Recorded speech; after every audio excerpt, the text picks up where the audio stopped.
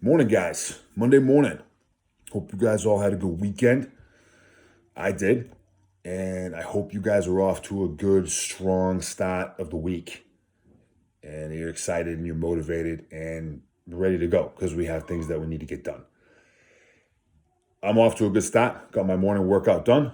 And now I'm in the office just handling some work in here for a little bit and then, on to the next thing.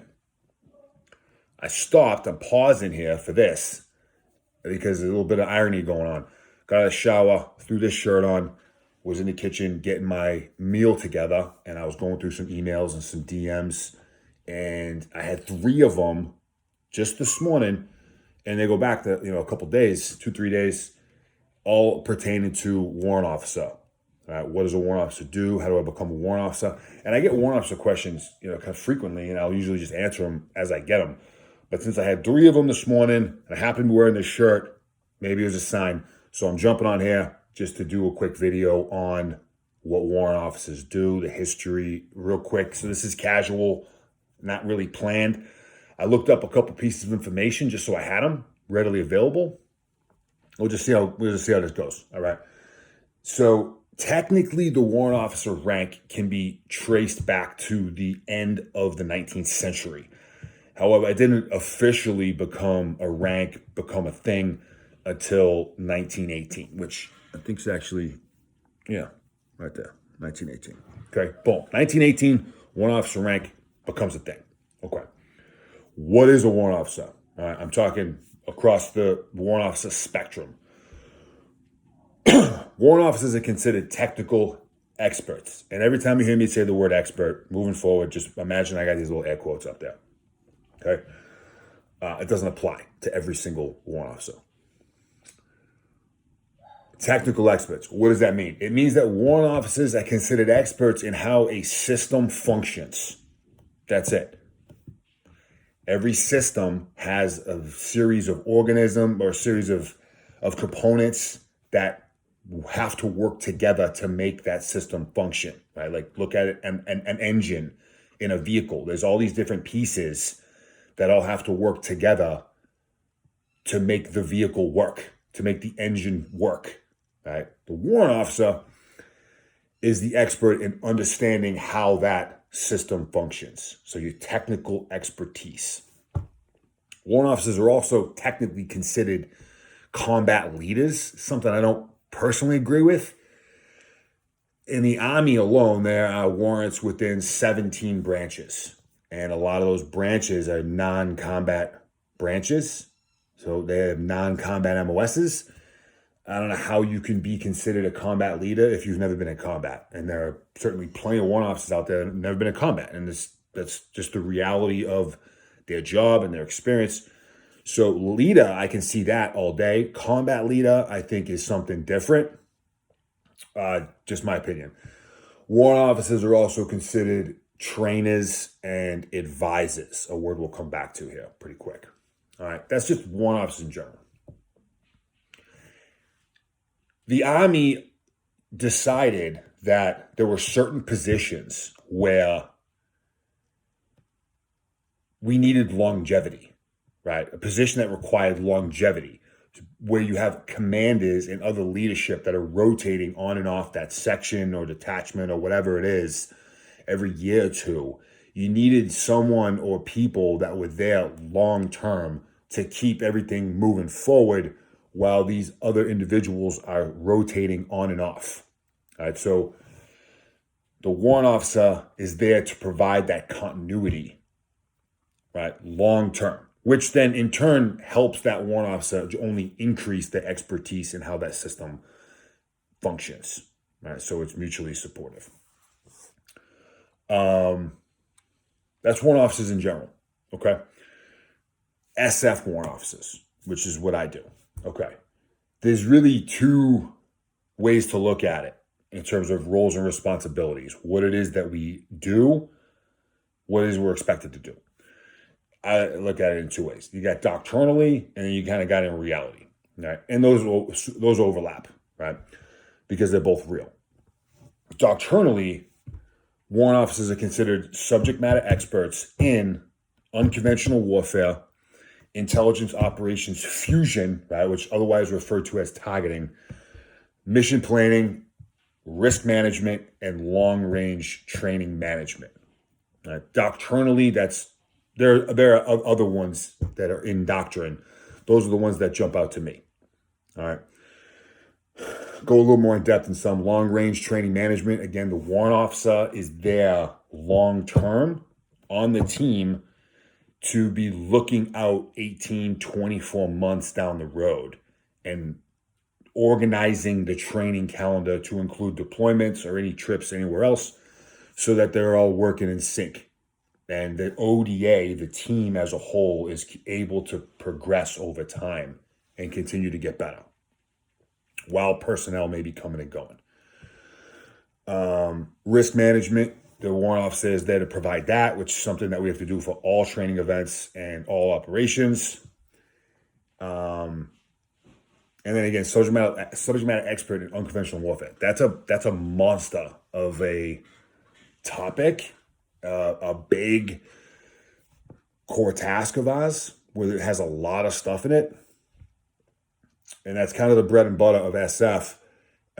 Fortunately, which I don't think is ironic, is if you are able to take your understanding of unconventional warfare to a higher level, to a high level anyway, then that understanding is going to bleed over into a lot of the other things that we do. All right. So warrant officers on ODAs are considered the ADC, right? Assistant Detachment Commander. That's our duty. That's our job on the team.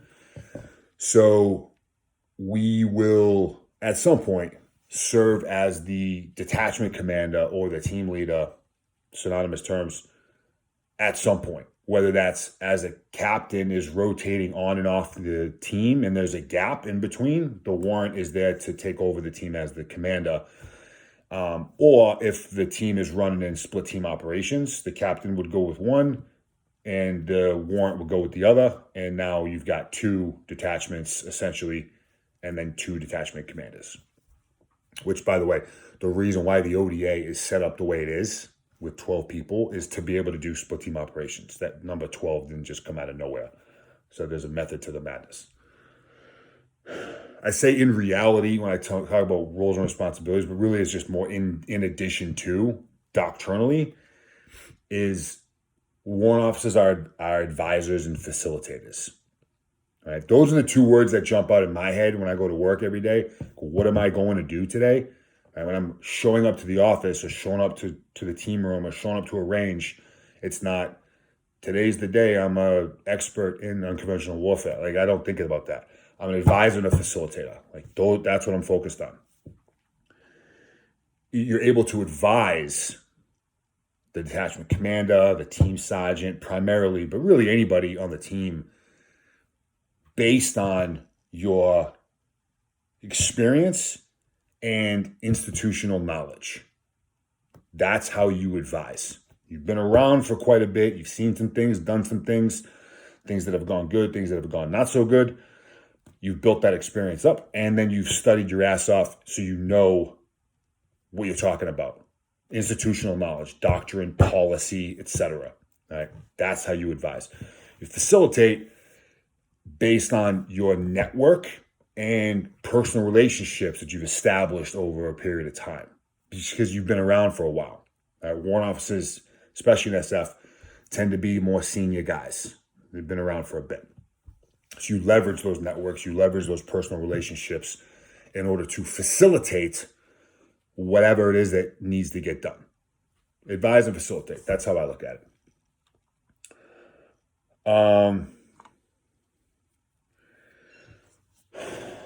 There are several character traits, I'd say, several things that an SF warrant officer needs to be able to do to be successful, to be value added.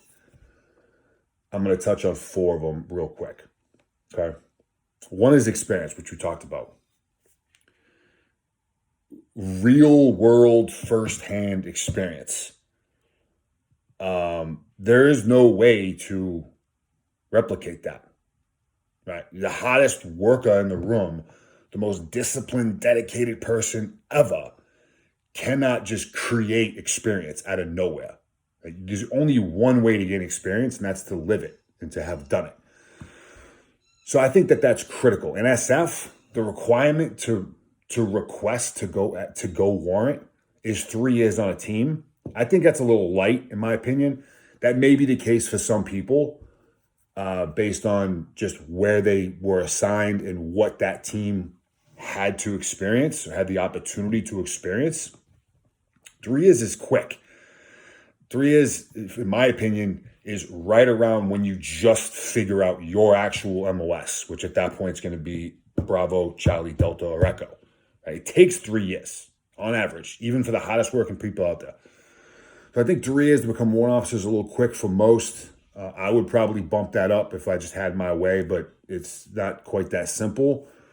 I also know guys that went warrant really, really early, like 3 years, and they're very good. So exceptions, of course, exist, which is why you can have exception to policy for everything that we do. So you can go pretty quick. Experience. So, yeah, I mean, experience in UW. I'm just thinking, unconventional warfare again is a monster, and to think that you're going to be a subject matter expert in that in 3 years is crazy. I was enlisted for 9, almost 10 years before I went to the warrant officer course, and I am by no means an expert per se in unconventional warfare. I have a lot to learn. So to make that jump to warrant, in a third of the amount of time that I had, I just think it's fast. Experience, right? Necessary, critical. The second one is institutional knowledge. I kind of talked about that, and that's really doctrine, policy, authorities. It's just a lot of reading and knowing what it is you're looking to read and being able to digest it. I'd say what's even more important than that is just having that baseline understanding of what it is, but more importantly, knowing how to access it, knowing where it is, and having it readily accessible. This is necessary for planning and for preparation. Right? You want to have that stuff teed up and ready to go. When my team leader or my team sergeant is making a decision on whatever it is, I already want to have that supporting documentation there for them as a backstop and as a way to amplify what it is that they want to do. Right? I want to have that to them in advance. Hey, this is the concept. This is the training iteration. This is the operation. I'm already providing them with that information, so it's there. Documentation supports action. I believe I learned this phrase in the warrant officer course. I give the warrant officer course credit. If it wasn't the first time I had heard it, it certainly drove it into my brain. Documentation supports action. I would say that 50 times here in a row if it wasn't going to drive you guys crazy. But remember that. Documentation supports action. Okay? The third essential key is courage. Kind of a nice way to say it. You have to be able to step up and step in when you see something that is going sideways. Right? You have to be able to do that. It has to be done appropriately, but it's your job to mitigate a poor outcome, and it's your job to maximize the effects. Again, based on that experience, based on institutional knowledge, something doesn't look right, then you need to step up and step in when appropriate and how appropriate. And that brings me to my fourth point, and that's communication, effective communication. The greatest idea in the world, greatest concept in the world, if it's not packaged up and delivered appropriately to the decision maker or makers, it's irrelevant. It's essentially worthless. It's not going anywhere. So your communication has to be professional, articulate, concise, and accurate, right? A lot of what we do as warrants is kind of behind closed doors, where it's just myself and my captain, myself, my team sergeant. We have those conversations. So having that tact and that operational, that knowing your environment, right? Knowing your operational environment is key, right? That's key. So being able to deliver a message that's receptive when and where appropriate is important.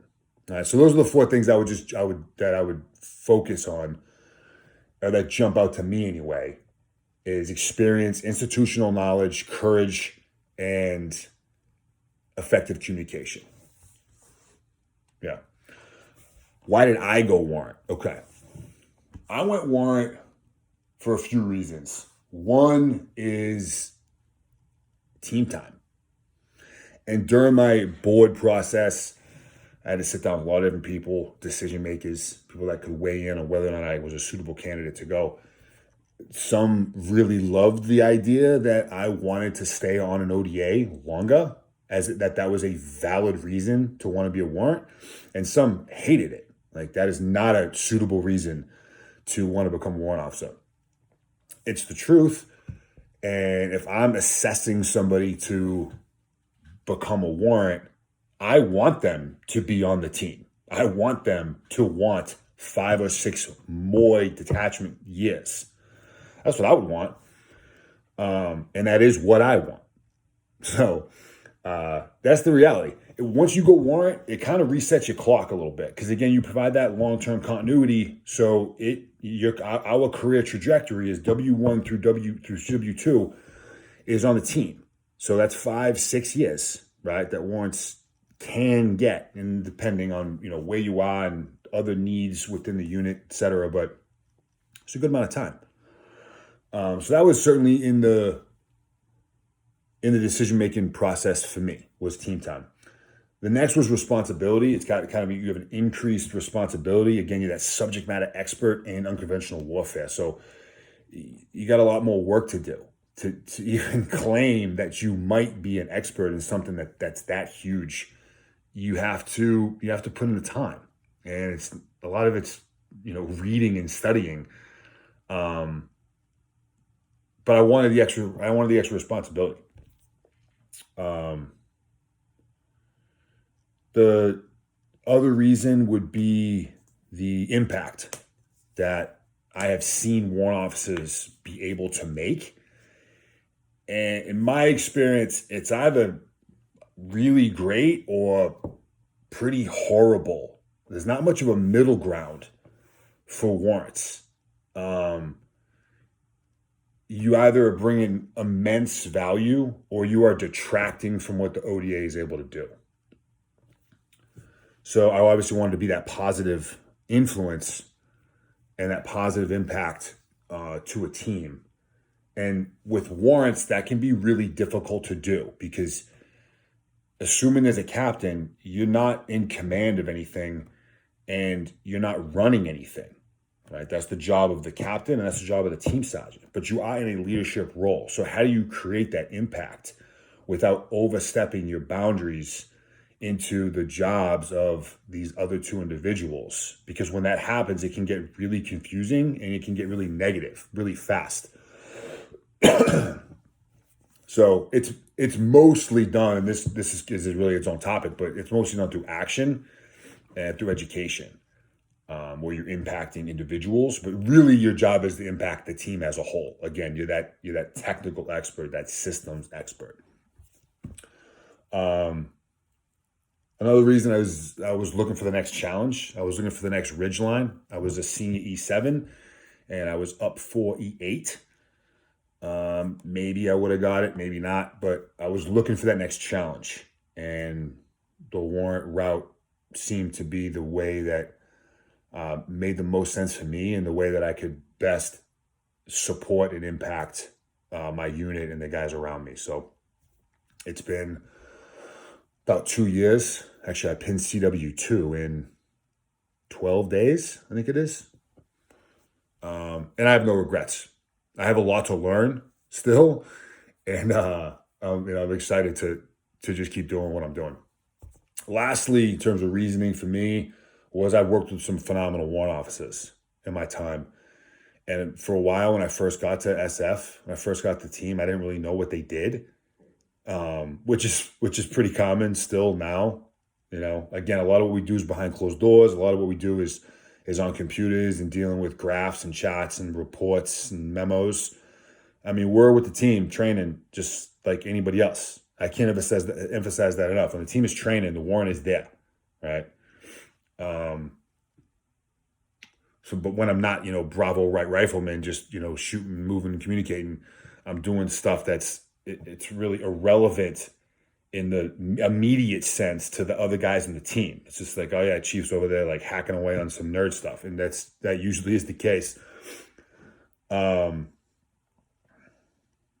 had some great warrants that I worked with, and again in the early days, like, what do those guys do? And then as I get a little more senior and I started interacting with some of these guys and learning from them, and these guys are older, crustier, which is all of a sudden kind of me, and I got a lot of experience and a lot to learn from.